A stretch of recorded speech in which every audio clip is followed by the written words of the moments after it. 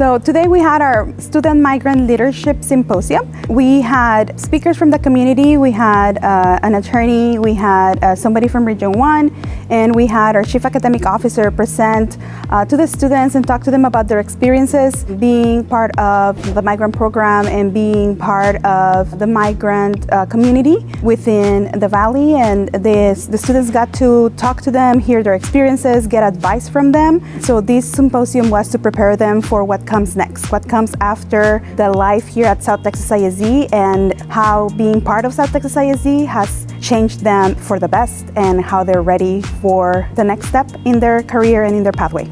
Being part of this district has helped me achieve more than what I thought that I would do.